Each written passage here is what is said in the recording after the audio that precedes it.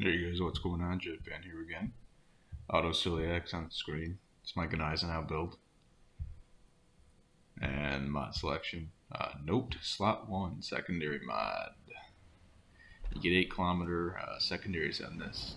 I like to play my Gneisenau like a wedge. I don't like the suicide torp. This game is going to be a slow, steady wedge-like push.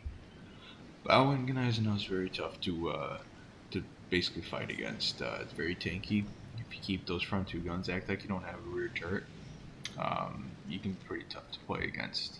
I like to get around that 8 km range and kind of just wedge myself in there against the enemies. This isn't going to be some crackhead game. I think I only sink 1 in this game and end up with 100 and something damage. Nothing crazy. Again, if you watched in my previous videos, I was saying how I like to put more of a standard game up. Yeah, sure, once in a while I'll throw a ripper up there for you guys, but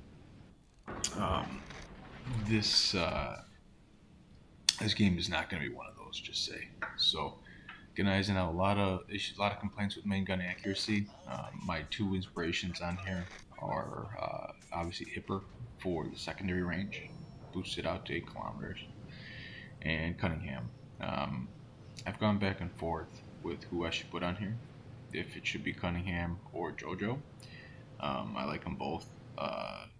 Cunningham, I feel like, just gives you that little extra boost to your main gun range, or not range, excuse me, accuracy, that this line really does need.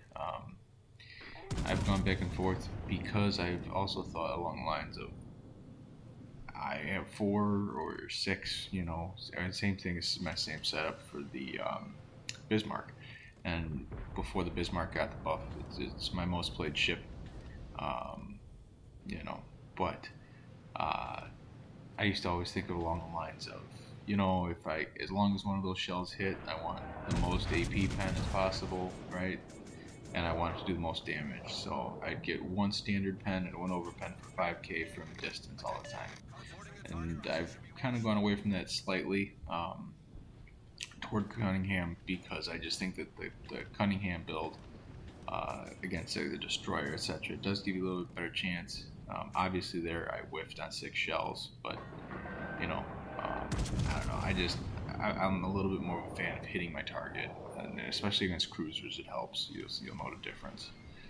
So, taking some pop shots early here, you know, just trying to slow down some pushes. I don't really want to come around this island here, because obviously there's destroyers. There's 3 destroyers in this match, so not exactly a great match for a pushing battleship. So, you know, the thing about these German battleships, especially torpedo battleships, so this Scharnhorst, Tirpitz, right, Odin, it's to know when it's time to push.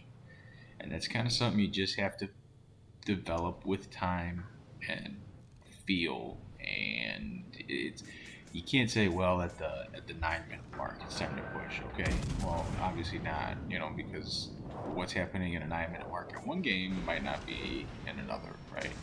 So my point with that is you have to basically go off of the feel and the mini map and what you think is going on here. And at this point I'm saying to myself, all right, so you see the destroyer tucked back around the corner. This Queen Elizabeth is starting to kind of pull back here. If we pull forward slightly, we're going to have a broadside into that Nelson.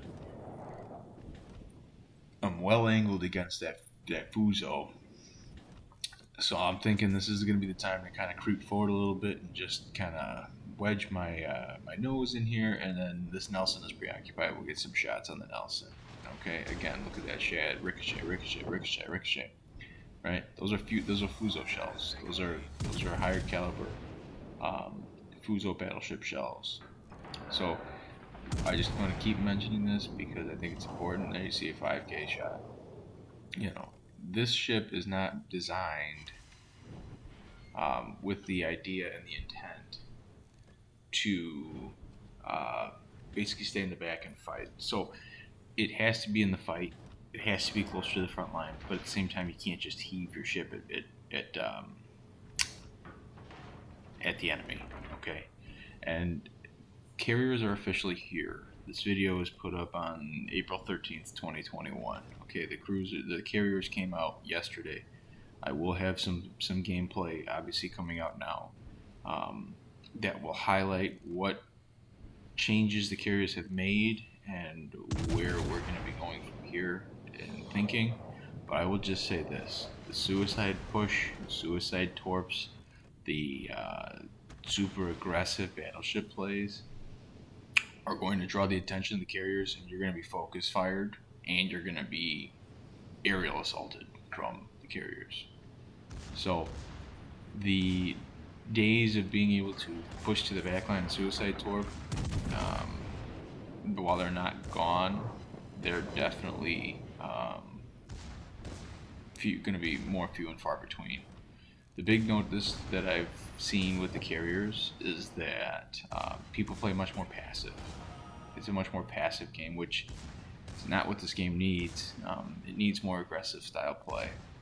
Take a look at this mini map here. You see where I'm at. I'm wedging myself, and I'm basically locking these guys in and trapping them from being able to move along that kind of, you know, whatever you want to call it, that little island gap there. This Fuso for some reason decides that he just wants to sit broadside to me. I don't have a complaint with it. Notice the angle that I'm giving him with the secondaries. Okay, you see that angle? That angle is enough for the secondaries to open up on him. Okay, obviously the back few are not going to open up, but I don't need it. So I'm getting secondary damage and the Baron with a good shot on my side there. So you're going to see me have to tighten this angle up a little bit, but that right there is how you play this Gneisenau. I lost the torp tubes on my right side, okay? So this Fuso is going to go down. I'm pretty sure I'm going to hold my shot here. Yes, I am going to hold my shot. I'm not going to try to take a kill. Now that Fuso is going down. He's not going to get another shot into me. I don't care. I'm going to look for a new target. This is we're trying to win this game. I'm not trying to just snipe kills. I was trying to push up a little bit here. I was hoping that Baron was going to turn out. He didn't. So this is good. This is that wedge position I was telling you about. So now I'm going to hit the hooks, right? I'm slowing down. I want to give myself a decent enough angle against the Baron, which I don't have right now, and a better angle against the Colorado.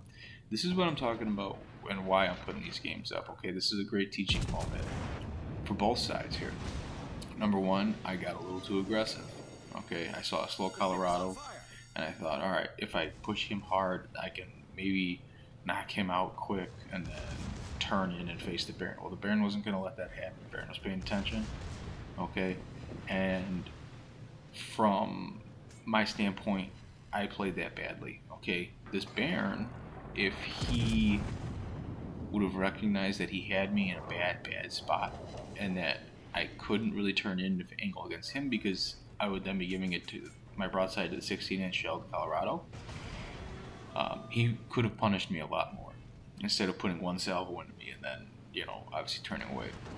Now, my friendly destroyer did me a huge favor by pushing up there and helping. So again, we're trying to angle up a little bit. This Colorado is actually helping us by still moving eastward on the map. So right there, you see, out of 6 shells, we get 4 standard pens. Okay, big ripper salvo. These guns are still effective. Okay, at up to 12, 13 kilometers, these things can still be pretty dangerous. And you see another fire. I haven't fired HE once in this game, and I have 3 fires from the secondaries. Okay, these secondaries are effective. Another fire. So we have 4 fires from the secondaries. Okay, so here we go again. We're gonna wedge ourselves up in here. Okay, this again, like I mentioned in the beginning of the video, this is not some ripper game. This isn't some, but you're seeing how to apply pressure and then kind of keep that pressure applied while maintaining the torp threat. See, the best thing about this ship is not that it has torpedoes. It's that it's incredibly tanky. Its guns hit relatively hard when they do hit. If you spec it for the secondary build, when you get inside of 8 kilometers, you can deal damage with the secondaries, and they actually started a good amount of fires again. 4 fires started in this game. And then when somebody tries to play aggressive against you, or they come around a corner, you can punish them with the torpedoes and the depth strike. Okay, you don't have to push in and rush. Okay, this is a 32, 33 knot speed on this Gneisenau, but I like to put my Gneisenau as like a vice. Okay, you slowly start to crank it, you apply the pressure, you wedge yourself in there, you make the enemy uncomfortable, and you basically trap them in your spot, and like a rook, and you prevent them from going somewhere. MI1 sinking, there it is. Close quarters experts, the secondaries that actually got the sinking for me there. So again, with the buff to the secondaries and the way it's played, a lot of people, I would strongly suggest the way that you play these German battleships. I think that the secondary build is viable now on some of these other lines. I wouldn't go with it on Scharnhorst. I could definitely see you going with it on Tirpitz if you wanted. And as you can tell, my main gun accuracy has not really suffered that much. So there's the end of the game. We did 100 plus thousand damage. But again, I just wanted to highlight this because it's that Vice style, and you don't have to suicide torque. So 2600, what do we get here? It's only 1700 base XP, but I hope you liked the video. If you did, give it a like. We'll see you next time, guys.